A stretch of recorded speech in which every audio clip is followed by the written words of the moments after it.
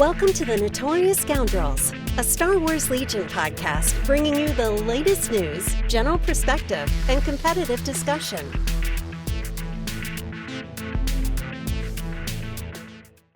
Hello and welcome back to the Notorious Scoundrels podcast. I'm Kyle. I'm here with Mike and Zach.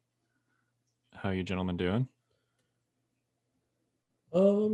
I'm doing pretty good. Unlike some other people, I don't have to play my round one match of Invader League. Yes, I do in fact have to play round one. I do not get a bye like Mike, because Mike beat me in our round robin group. Thanks for reminding me. But we did both make elims, so very thankful for that. With Barks. We can beat you with Barks. Yes, he did. And wait, I'm not sure. I didn't hear that. Could you just say that for our listeners at home? Beat you with Barks. Will never happen again. Okay. Never happen again. Anyway, we already talked about that. We're moving on. Both Mike and I are in elims. I have literally no idea what I'm running. Mike might, but I'm sure he's not going to talk about it. So it's an accurate statement. So yeah, our lists are due Monday, Sunday? Yeah, you'll hear about it next week on the cast. Yeah. Reminder to everyone else in elims, your lists are due this weekend. Get them to Nima. Yeah. That's it for Invader. My last game was interesting. You guys, I don't know if you watched it. Did you guys watch it? I caught tidbits of it. Yes, Mike I did. In fact, I remember frantically texting Zach, like, "Oh my God, Kyle's gonna blow it! Oh my God, Kyle's gonna blow it!" He did. I did not blow it. He told me the situation. He was like, "Yeah, Kyle's not looking hot." I'm like, "What's going on?" He's like, "Well, he's got payload against 2 saber users." I was like, "Oh, yeah, that doesn't sound great." And I was like, "What did Kyle bring?" He's like, "Maul and some B1s," but he's going up against Dooku and Maul. And as we've learned, sometimes 2 copies of force push can really create a problem, even when you have 1 copy on the other side, right?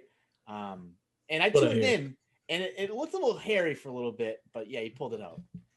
Luckily, Mike prepared me for that. Yeah.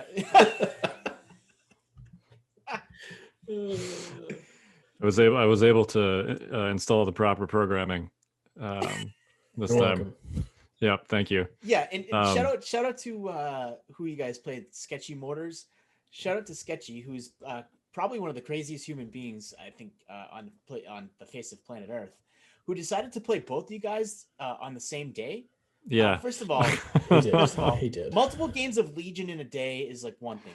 Multiple games of Legion on TTS in a day is another thing. Multiple games of Legion on TTS against you 2 guys is a whole different ballgame. So, like, I don't know if you were taking crazy pills that day there, Sketchy Motors. I don't know. Whatever you were taking that day, I'd like some. He's a crazy decision. A tough dude. No, it's props to you, Sketchy. He was a gentleman of an opponent.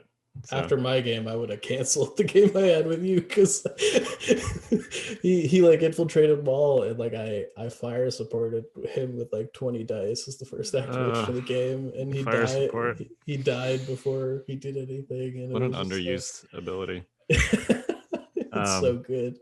It really is.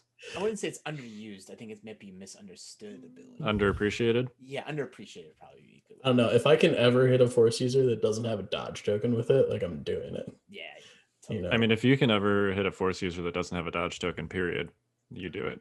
That's what I mean, right? Yeah. Like, it's just like if it comes up and you're in range and you can do the thing and they can't react, like, yep, take the shot, I've got newsflash. Scouting party still good. Yeah.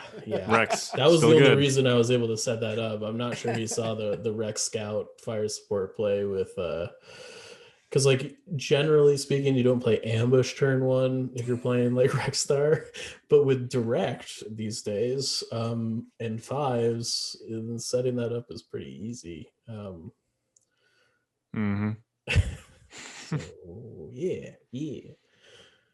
yeah, it's interesting. The tools of Rex Star have definitely changed, but they are still very good tools. They're just different tools. Yeah, aim tokens, good.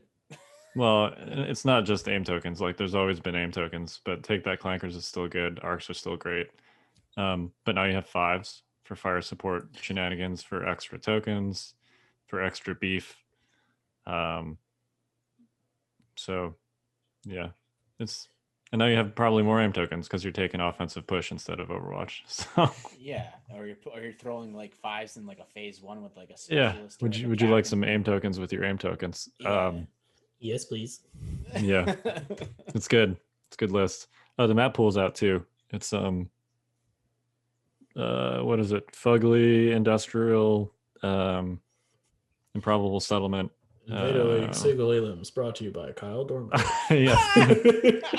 three of the maps were made by me. 3 of the 6. The other ones were made by Droids Rule and by Brad Nerfly. To Kyle's credit, those maps are fairly good because they feel like what a map probably should feel like, right? So okay. As much as we can rag on them, they have the fundamentals that you want to see in a map, right? You know. Yep, So, fundamentals. There you go. They're nothing flashy. yeah. They're not super pretty, but No, they're not they look pretty like a enough. real table, and Yeah. and all the terrain is in the right places. So it's all you can ask for. That's the limit of my abilities, really. Simple's good, man. Simple's good. Mm-hmm. Yeah, Navarro's in there, Kessel, Scarif, and I missed one. Anyway, Outpost 41. Yes. Yeah, for those that are familiar with TTS maps, those are the 6. They're all solid maps if you want to check them out on the mod. They're linked somewhere on the Discord, I'm sure. So Yeah, I look forward to seeing the lists. I'm not gonna lie. me too, including Yeah, mine. You know, I'm curious to see where lists end up. I'm curious to see where bids end up. I'm sure we're gonna have to probably have Bushman on at some point after Single Elims and talk some numbers and crunch some numbers and see where it all goes. But Yeah, I mean he's in Elims too, so He is. yeah, Yep. yeah. So Yeah, who's he playing first round? Oracle, I think. It's Yeah. not. It's not the same spelling of Oracle you're used to. It's like Oracle with like AL. Oh yeah, I got it. Yeah, Yeah. I see. Okay. Cool. Well, good luck to you, John. Also, John, our stats guy, the stats guy.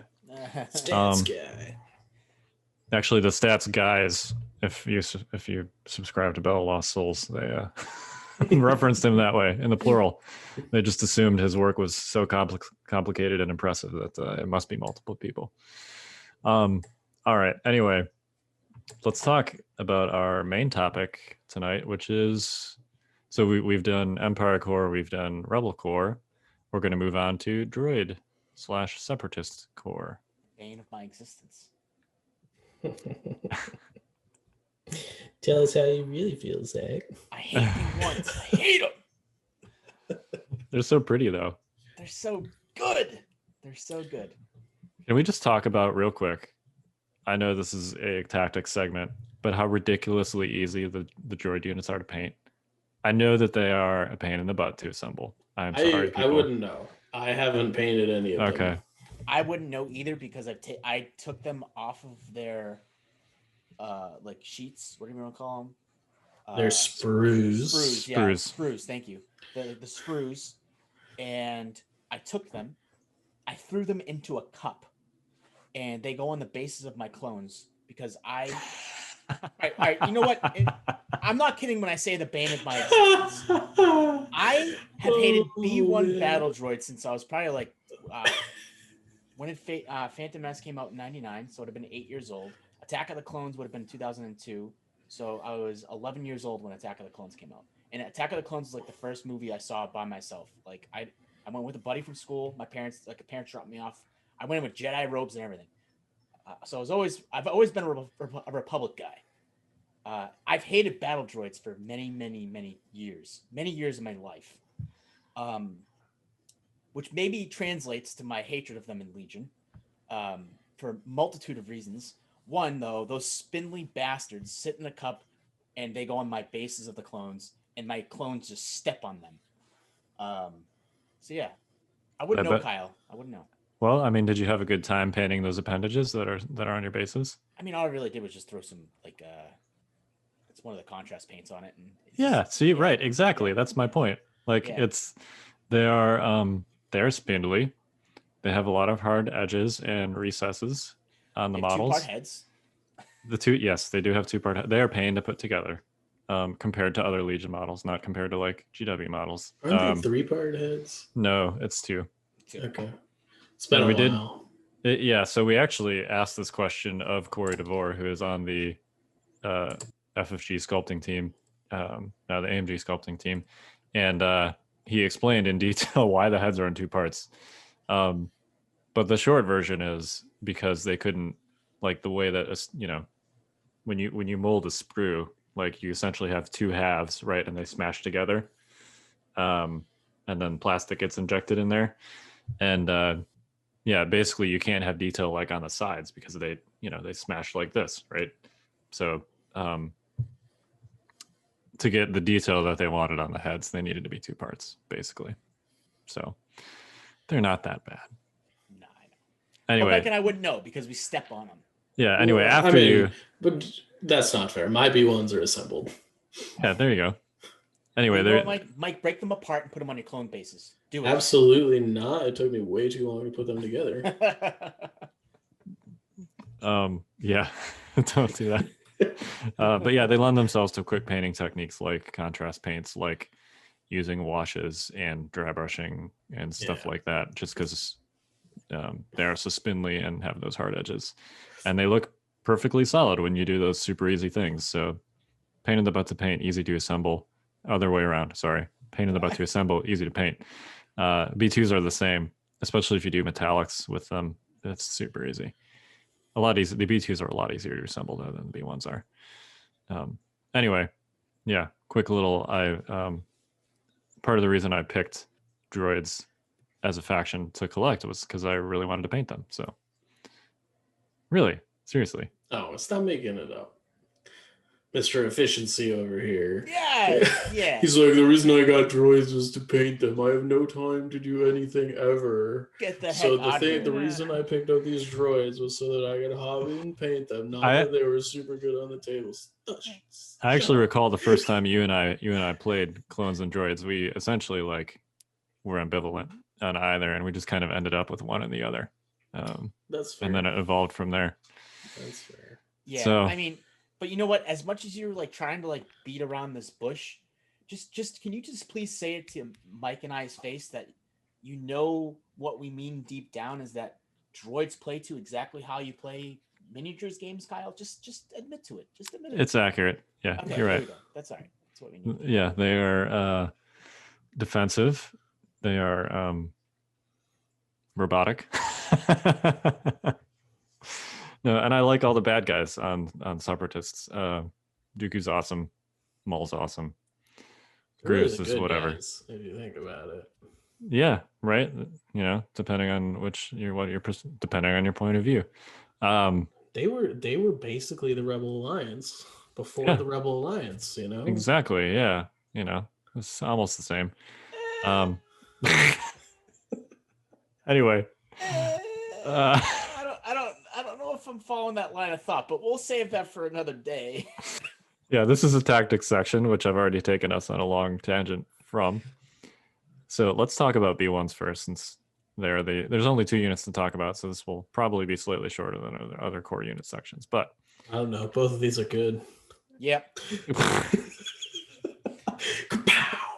That's true, and most of their upgrades are also very good. So yeah, let's talk about B1s first. Sure.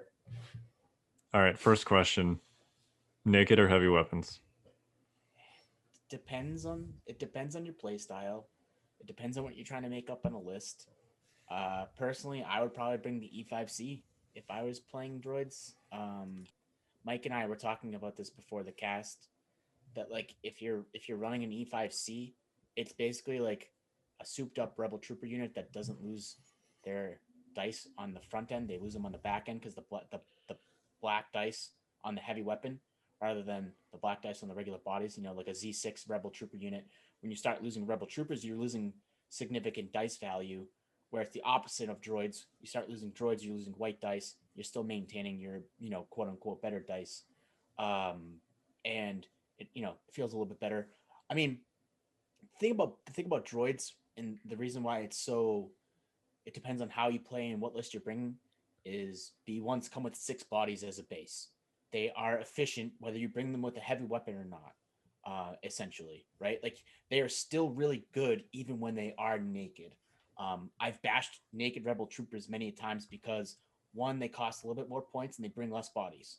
I would never bash B1 battle droids in the sense of the game. I hate them, mind you, but I think that they arguably might be the best core in the game, other than like phase 2s maybe. But I mean, that's a tough decision. I think what B1s bring to the table for the Separatists is really, really strong. And That's for their cost. For their cost, it's hard to argue their efficiency and cost and things like that. And there's just a lot of ways you could bring them. I think that, looking at their heavy weapons, I would say that the E5C is what I would bring the most. E5S, I would probably bring 1 or 2 sprinkled in. I know that there is, with the rocket, the E60R, there's some, play in there with HQ uplink, which you don't really need HQ uplink as much as you used to now with direct, which is a whole nother story. And I don't think you ever bring the radiation cannon in a competitive setting, personally. But there's options there. That's really what it boils down to. I just think B1s, you see B1s, there's options. That's how I feel about it. Yeah, I mean, I personally think naked B1s are pretty bad. I don't think the Separatists have to do the naked thing the way the Rebels had to employ those strategies, which are high activation sledgehammer units at the end. They can take heavy weapons and still do that. So I sort of am on team take the heavy weapon. I think you're right. It's the E5C, whichever one is the triple black gun. That's 18 E5C. points. It's tough to beat a 56 point core unit with a heavy weapon that has 7 hit points. That's 54. Do you want better? 54, whatever. They're basically free. And so yeah. I mean, I also think that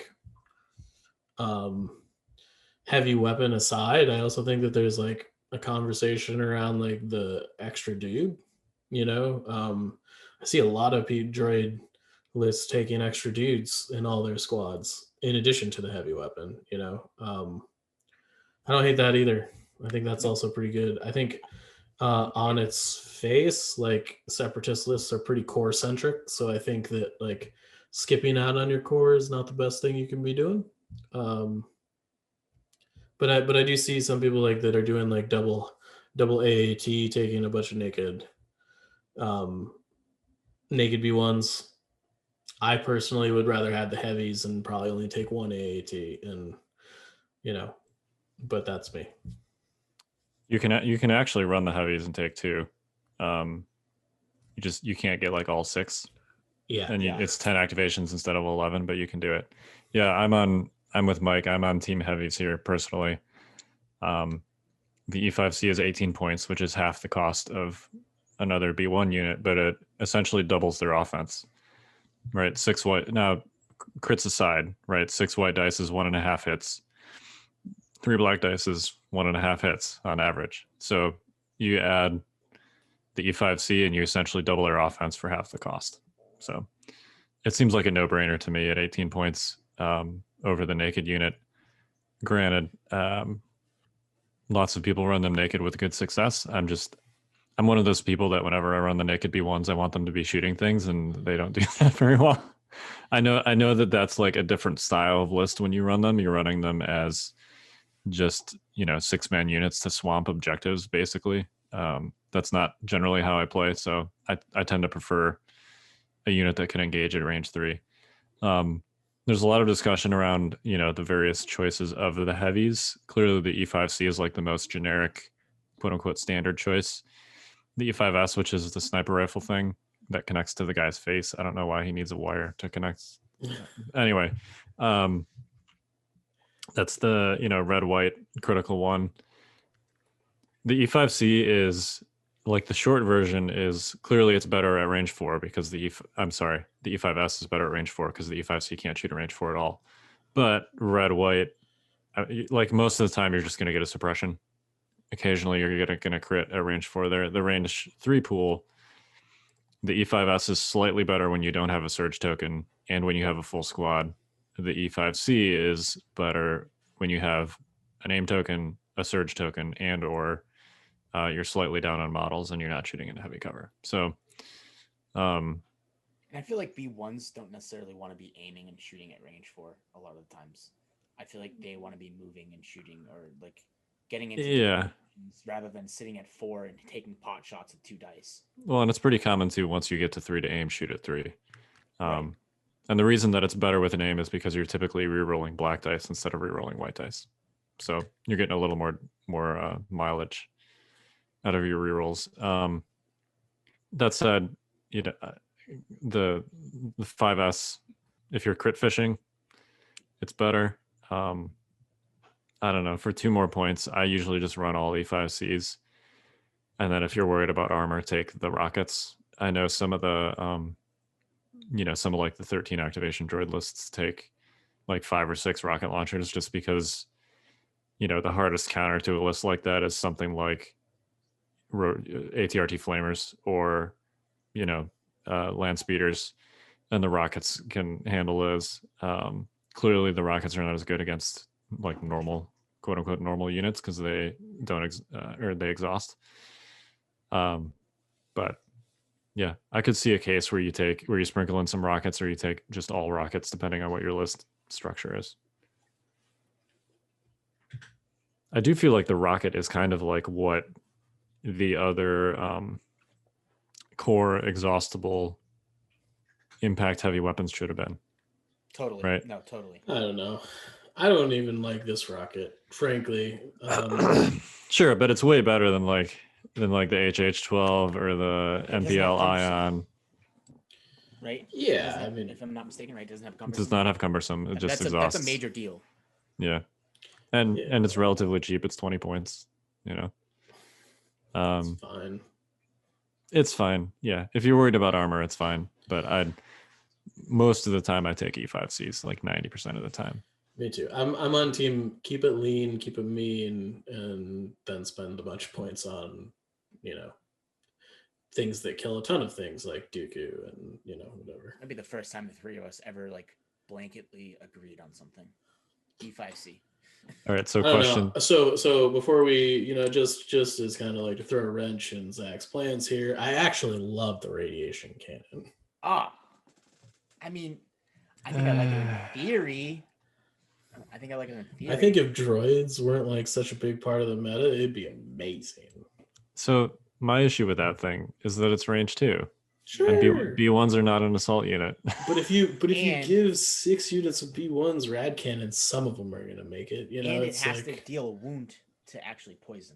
Yeah, whatever. It throws 2 red dice on top of 6 white. Like, it's not bad. That's better than a stormtrooper with a DLT.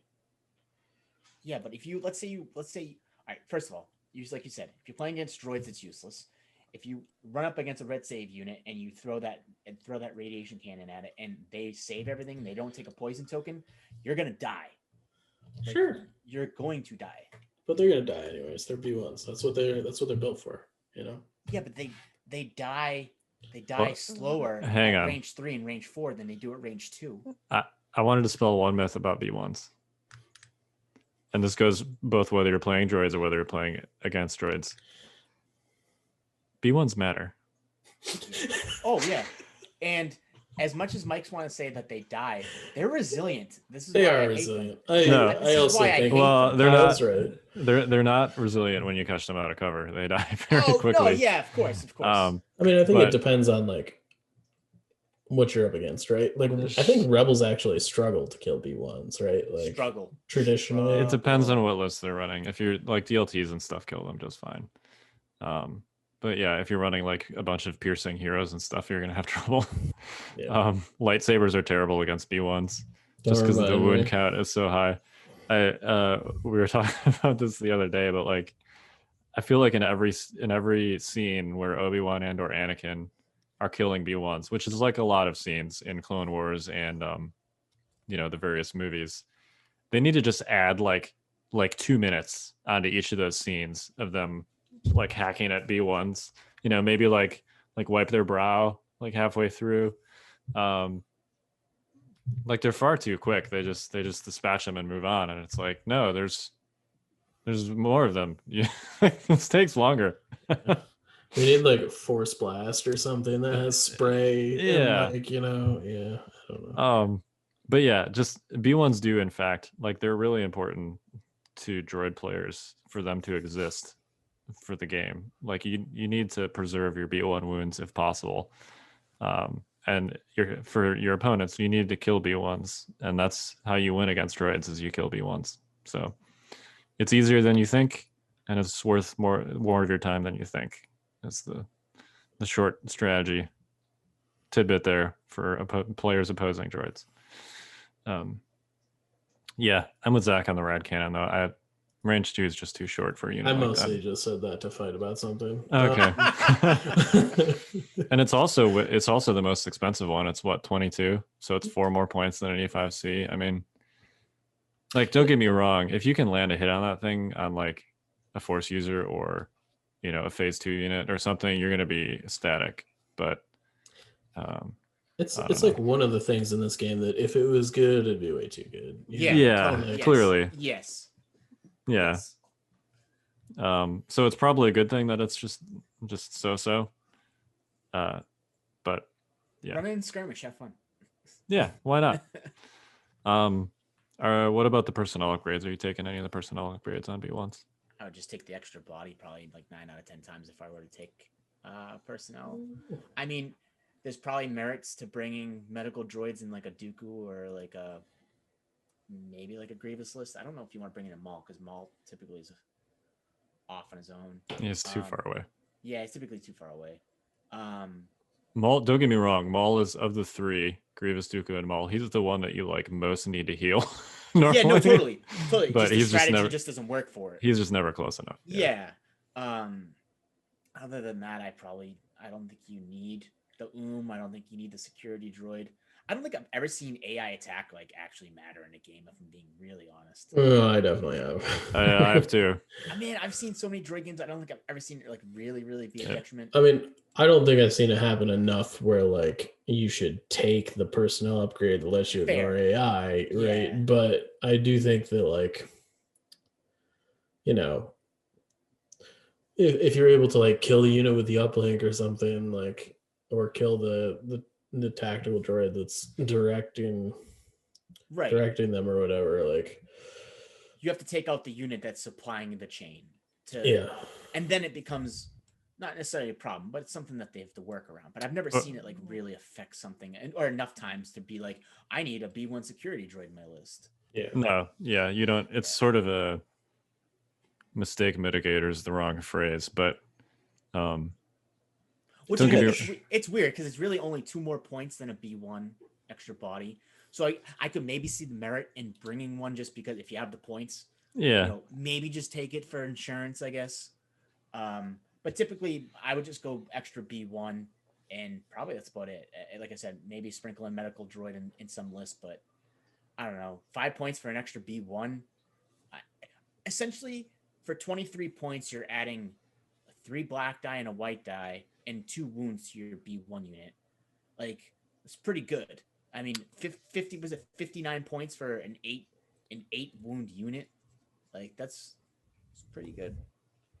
Yeah, and I really like the extra guy if you're running a unit with the E5S, just because that extra white dice kind of powers the critical on that weapon.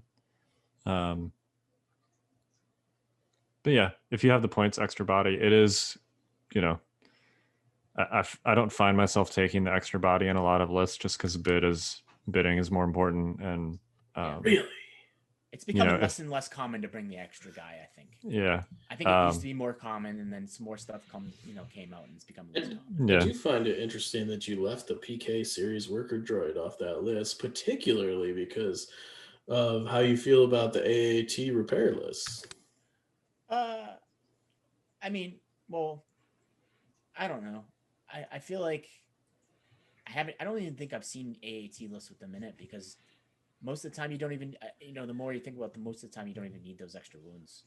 Like, you can spend those 12 points elsewhere, or don't spend them all and take like a 24-point bid, which is kind of easy for droid lists to do.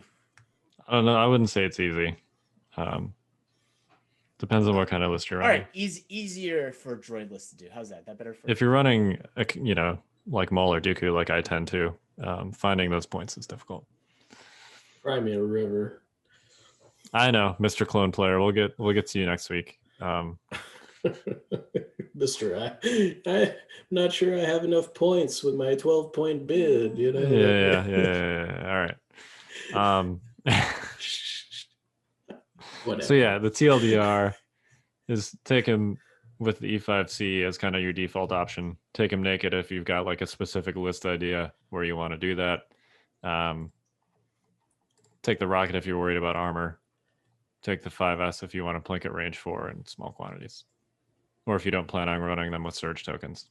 Like if you've got a list and for some reason you're not using aggressive tactics with B1s, then the E5S is going to be a better choice. Just because it kind of supplies that surge on its own. But if you're running aggressive tactics, then the E5C is going to give you more bang for your buck with those surge tokens. I would personally not run B1s with heavies if I was not also running aggressive tactics. I don't know about that. I've run lists without aggressive tactics with B1s with heavies. They're bad.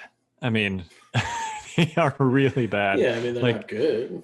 I don't know. 54 points. Yeah, I don't know, man. It's without search tokens, they're very lacking. Just speaking from experience. Sure. Speaking of free search tokens, should we move on to B2s and then we can kind of talk general core unit strategy with separatists? Sure. So B2s, how are you running them? Are you running them? Well, I think you already insinuated on how we're going to agree on this, Kyle, with your reliable talk. Yeah, I mean, T-Series B2 Ha, right? I mean, I don't really see any other way to really run them now with the T-Series out. It's more of how many do you take? Do you go all in? Do you just take one or two of them? It just syncs really well, right? This is where AI attack actually really does matter, right? Like on B1s, it doesn't really, as matter as much. On B2s, the AI on them, can really hinder them, right? AI attack. But I mean, what is it? 93 points for B2s with the B2 Ha and the T series. Yeah. And that's what that's a lot. That's like what a 9 wound unit. 9 wounds, yeah. Yeah, with armor 1. Mm-hmm. So like it's pretty good. It's pretty good. Kyle, I know that you know more than Mike and I on how, running them. I still think you can sprinkle them in, but I do, there is definitely a, merit to a skew. But just like the rad cannon, I probably wouldn't bring the other gun because of the range stipulation. And I understand that's a little bit strange because B2s want to be at range 2, but it's the extra shots that you can take on the way in with the range 3 that kind of matter here. And blast, right? The blast is the range 3 blast shot while approaching is much more key than approaching with no shot on the way in, right? I think if they were the same cost, this conversation would be a little different. So I have actually run the B2 ACM as like a one of with the extra B2 body, not with the T series. And that combination is 82 points. So it's 11 points cheaper than the HA. The gun doesn't cycle. So at least when they're shooting at range 2, you can keep pumping them out, taking an aim action or a move or whatever, and you don't have to worry about not having that pool going on. It's good. Like that is a painful pool. There are situations where it's just objectively better than the HA. Like if you can get a range 2 out of cover shot, it's just straight better because the dice are better. But yeah, I think mostly like if you're running them in any sort of quantity more than one, definitely the B2 HA with the T series. The T series takes away AI attack, which is actually, people are like, well, why do you care on a range 2 unit? That's not going to be triggering that often. A good opponent will do things to you like, throw a unit at you where you can only see one model at range 2. And then you got to waste their ATSD pool on a single model. When you trigger AI attack at the onset of their turn. Like, even if stuff is in range, often you want to be move shooting to get a better shot with them anyway. So AI attack is actually potentially pretty bad on B2s. So for that configuration I mentioned, the one with the ACM and the regular, generic extra dude, you want to put them in a spot where they can be like at the end of your order chain. So you're still giving them a face up. But yeah, the T series removes the AI attack, which is great. Gives him a surge token from reliable, also great. And then he throws a red dice at range 3, which you can combine with the HA for a 3 red, 1 white blast pool at range 3, which is also great. So, into heavy cover, that's an average of 3 hits roughly, which is like the same thing as 5 hits from a regular unit since it has blast, which is shore trooper territory. So, granted, it exhausts, but it does have cycle. Typically what I do with my B2s is I'll like take that range 3 shot at slightly less than range 3. So next turn I can move into range 2, take a range 2 shot without the heavy. So just the red dice and all the black whites, which is still a decent pool. And then, the third turn, then you can take that range 2, all the dice with blast, ridiculous, super satisfying shot. Assuming they're still alive, which is not always the case. But yeah. I think you can run one of those. You can run 6 of them. You can run any number in between, and I think it's fine. Clearly, 6 is expensive because you gotta buy the B2s, and then you gotta buy the specialist packs. And you gotta also remember, if you're running 6, it plays fundamentally completely different than most droid lists because of coordinate not being right. Like you're actually going to your bag. Wow. You are. However, it's a control bag probably. I feel like so having essentially I've run B2 heavy lists recently. I feel like they're more flexible because one of the downsides of relying on coordinate, like clearly coordinate is a great keyword for B1s, but they all need to be close to each other and they need to be in a line. B2s with the T series, you can kind of just treat like any other core unit. Like if you want to flank with them, sure, go ahead. If you want to use rapid reinforcements on them, go nuts. Like they don't have to be in any particular spot. You can kind of just use them like any other faction's core unit, which I find to be extremely liberating personally. We talked about like AI attack on B1s not really doing much. First of all, I've seen it trigger in ways that are like absolutely devastating to someone's win chance at critical times. But even when it doesn't trigger, it's still restricting your actions in that you have to keep all your dudes close to each other, which is not always easy, especially on maps that have like line of sight blockers that are wider than 6 inches. You can't move around both sides of that line of sight blocker with your line unless you somehow get on top of it with the B1 unit. So, it's stuff like that. And I find it to be very liberating on the B2s to just be able to ignore that sort of positioning restriction. But yeah, and I assume, again, this is an assumption, I've never played droids, right?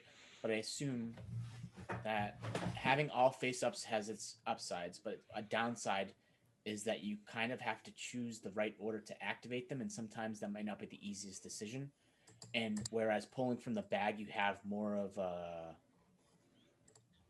It's not as easy, mind you, right? You still have to choose the right unit to activate at the right time, right?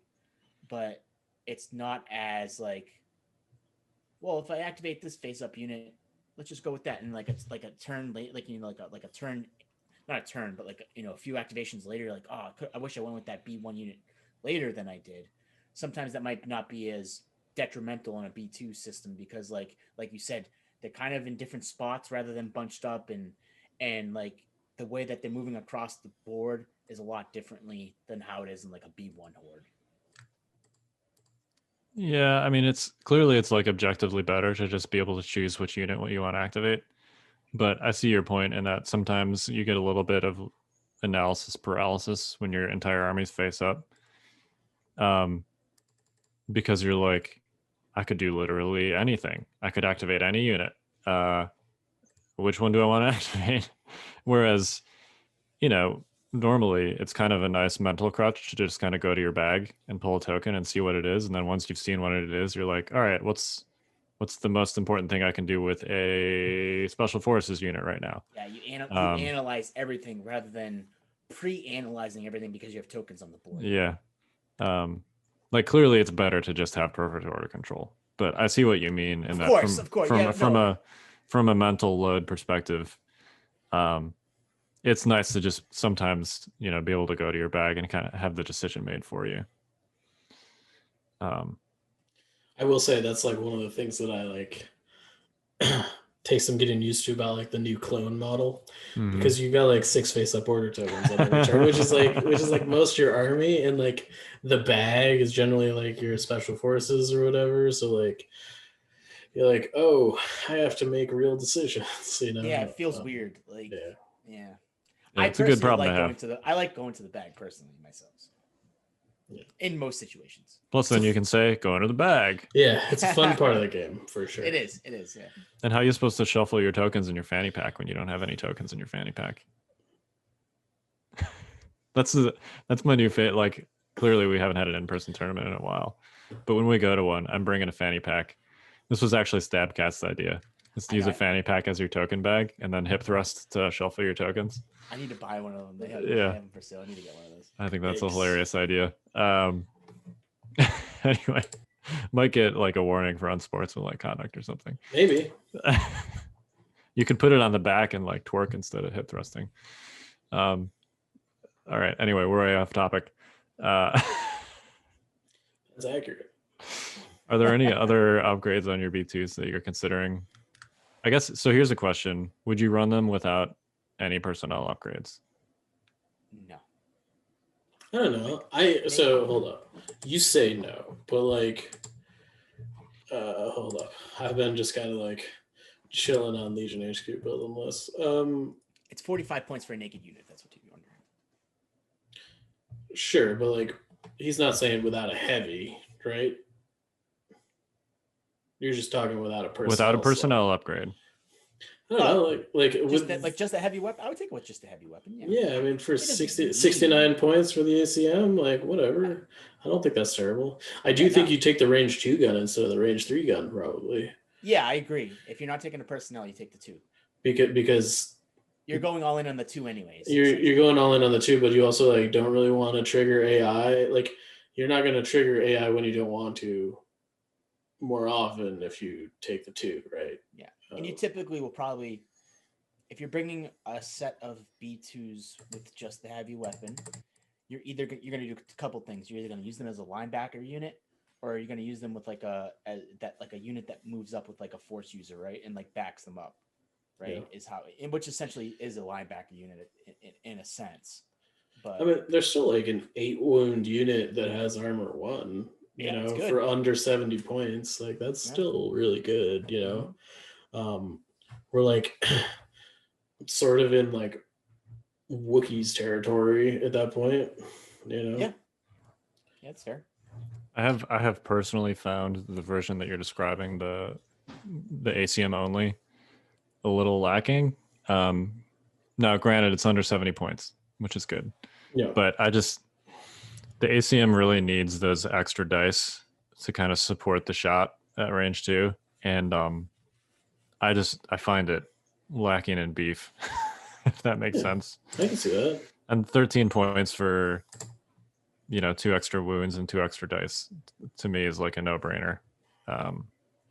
Like if I'm going to run a 69 point B2 ACM, I'd rather just cut 15 more points off of that and run a B1 E5C.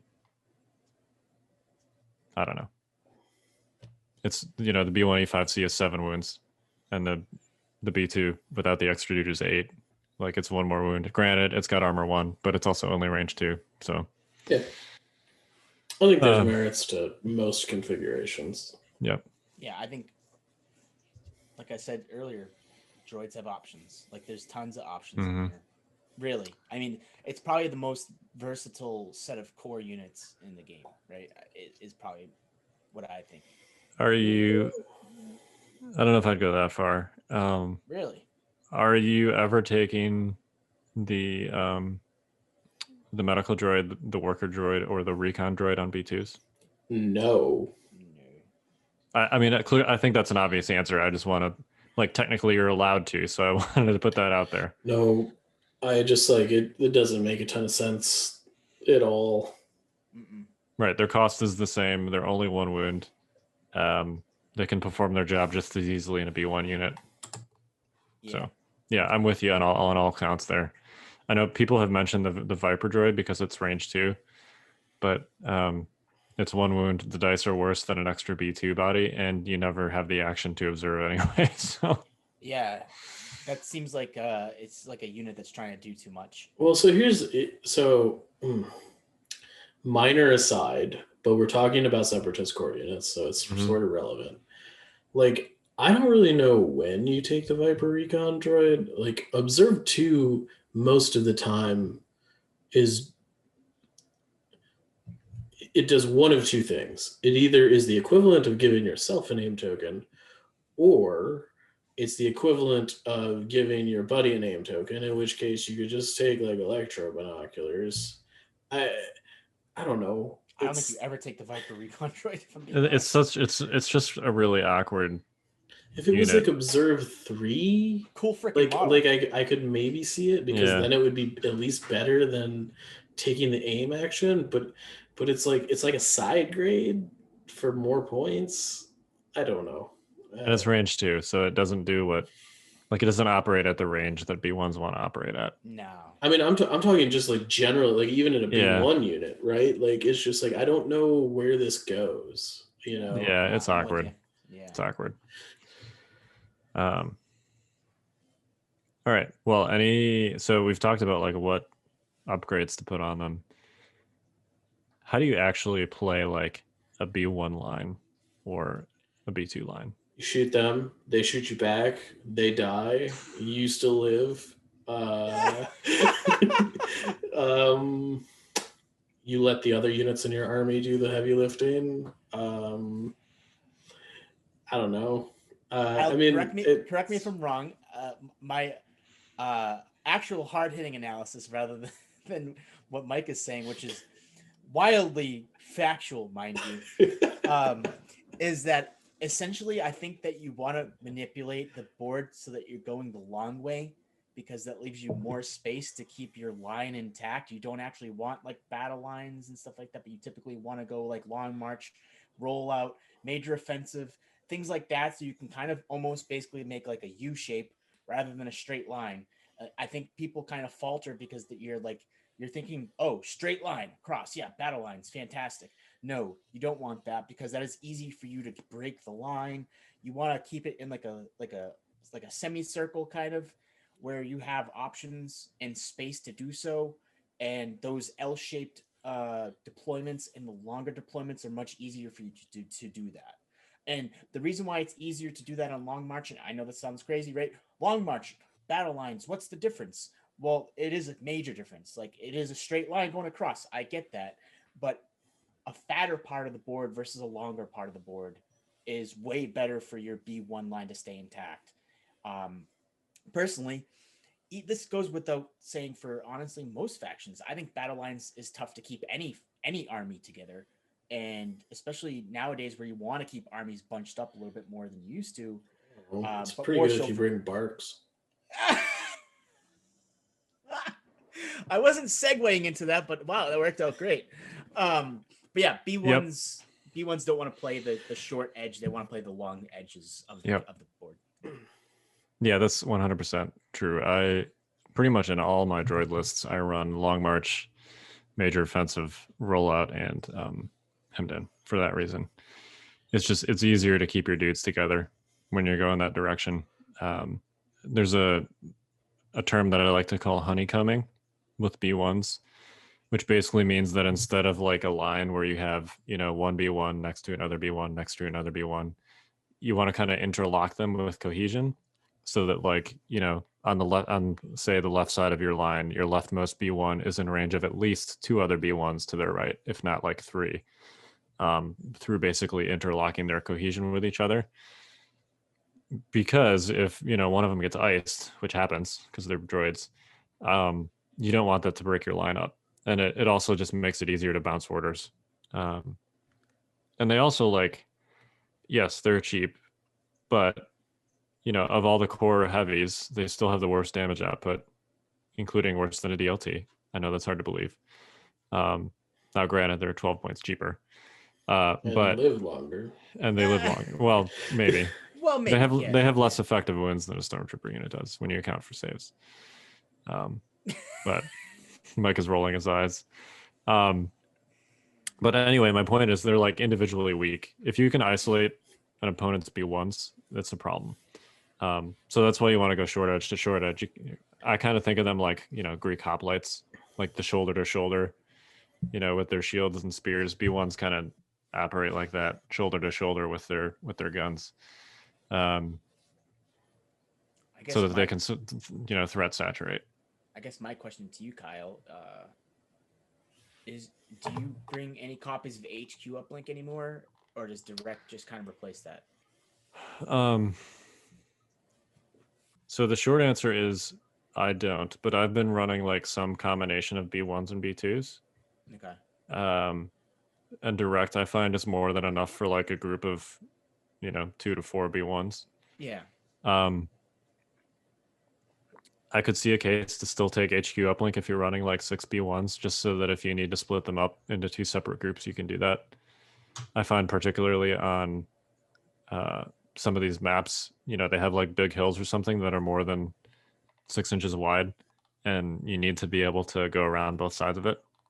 And you can't do that if you don't have an HQ uplink or an droid.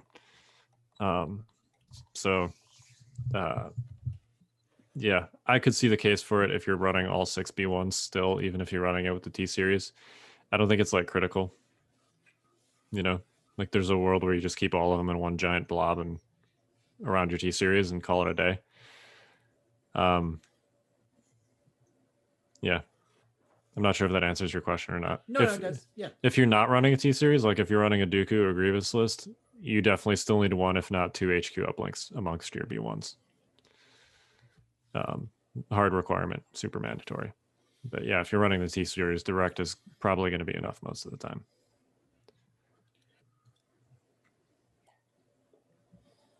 Yeah. Yep. I did really like your analogy about the concave. It really made me feel like you kind of have to play like Separatists, like Zerg. You got to build your like Hydralist concave around or the units you're shooting. Surface area is important. Other factions don't care a ton about it because you can kind of jam a ton of units into a small area. But when you've got like 50 models, that's tough. Yeah, the struggle is real with B1s as far as space on the table. Yeah. Cohesion is like super important too. Yeah, you got to make sure that you really understand the cohesion rules, because not only do you have more models in your units, but you need, if you've got a 7 or 8 man unit, you need 4 dudes in cover to get a cover bonus. So, most other factions need 2 to 3. So you really need to understand the cohesion rules and how you can use them to get yourself cover. We've got a good article about that on the site specifically, but you really need to understand the cohesion rules for B1s. Sometimes there's just like not enough cover for all 50 of your guys, and your dudes are going to get shot in the open, which is real bad because they drop really fast when that happens. So, make sure that you're like extremely acutely aware of how much space your guys are going to take up. You have to not block the movement of other units with your B1s, which is also a thing that happens. you know, and I'm not just talking about vehicles. I'm just talking about like other trooper units. Like you got to kind of plan out why are you giggling there, Zach? Oh, you can't see Mike giving you the tears. Oh, yeah. He's, I've got so many guys. I just can't fit all of them on the table. Oh man, must suck to be you. Yeah, it's terrible. No, the struggle is real. What can I say? One other thing slightly related to this. Please give your B1s extremely obvious squad markings. Like mini by mini squad markings. Don't just paint one little line on the base or, you know, I think it goes with anything really, but it does. Yeah. It does. But it's especially important for droids because you've got 50 dudes. You have incentives to basically like interlock their cohesion with each other. It is extremely important that both you and your opponent can tell at a glance which model belongs to which unit. You know, paint the base rims if you don't want to mess with your color scheme. I did just like a stripe of paint all the way across the shoulders. So it's reasonably obvious from top down from 3 feet away. But yeah, please droid players do that for all your B1s. It will save you and your opponent lots of headaches. I don't think that's like a mandatory tournament thing, but I feel like it should be. Should be. Yeah. Yeah. Anyway, we've had that conversation on this cast before, I think, but just a reminder. All right, any more droid thoughts? Not that is pertinent to this specific discussion. Okay. Yeah, we will have, I'm sure next week when we look at we might have a little bit of a Scoundrels After Dark after we look at the elims lists next week. Look at R2D2. A little unfiltered, yeah. But yeah, no more core related thoughts. All right. Well, we are the Notorious Scoundrels. I'm Kyle. I'm Mike. I'm Anakin Skywalker, but instead of hating sand, I hate B1 droids. Stay fresh, cheesebags.